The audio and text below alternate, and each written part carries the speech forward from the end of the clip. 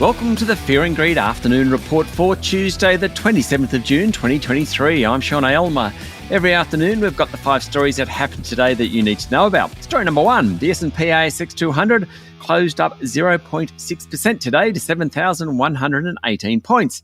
Some of the defensive stocks went backwards, notably CSL and Telstra, and the tech sector had a tough day. WiseTech Global was off more than 1%, and REA finished 0.5% lower.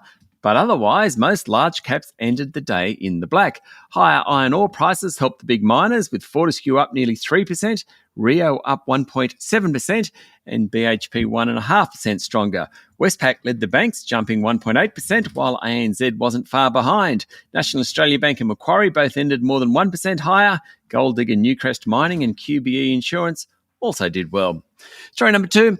It was a good day for the real estate stocks, and it's been a while since I've been able to say that. The sector itself was up more than 2%, with some of the better performers, including Scentre Group, which rose 4%, the best of the 200 today. Other strong performers included Abacus, Charter Hall and Mirvac. It follows news over the past fortnight that New South Wales Premier Chris Minns has offered property developers an extra 30% height on apartment buildings worth more than $75 million if they subsidise 15% of the homes. A few other conditions, but good news for the developers. Story number 3, opposition leader Peter Dutton says the Albanese government's $110 million support package for Ukraine is depriving it of the military equipment it needs to resist Russia's illegal invasion.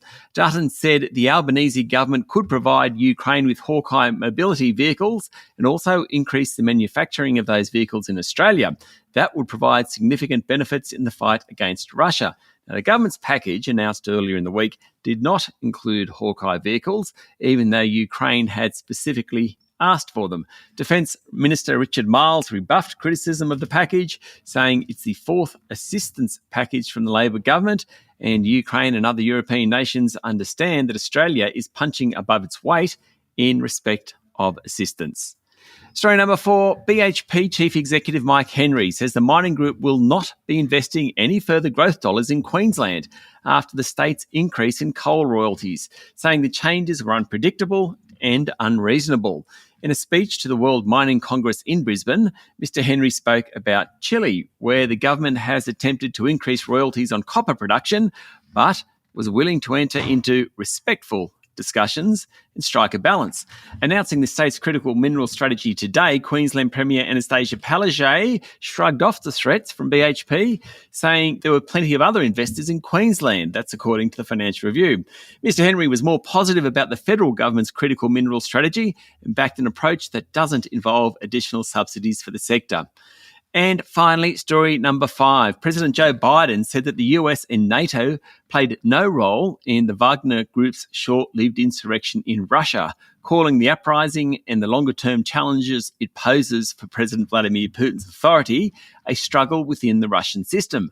Biden and US allies supporting Ukraine want to be seen as a long way away from the mercenaries insurgency, which is the biggest threat to Putin in his 2 decades leading Russia. They're concerned that Putin could use accusations of Western involvement to rally Russians to his defence. Meanwhile, Putin himself appeared on TV this morning and in his first public comments since the rebellion said Russia's enemies had hoped the mutiny would succeed in dividing and weakening Russia, but they miscalculated. He identified the enemies as the neo-Nazis in Kyiv, their Western patrons and other national traitors. He accused the Wagner Group leaders of betraying their country. That's it for the afternoon report for Tuesday, the 27th of June, 2023. Don't forget to hit follow on the podcast and find Fear and Greed on LinkedIn, Instagram, Twitter and Facebook. Join Michael Thompson and I tomorrow morning for the Fast 5 by Fear and Greed, the top 5 business stories you need to know in just 5 minutes. I'm Sean Aylmer. Enjoy your evening.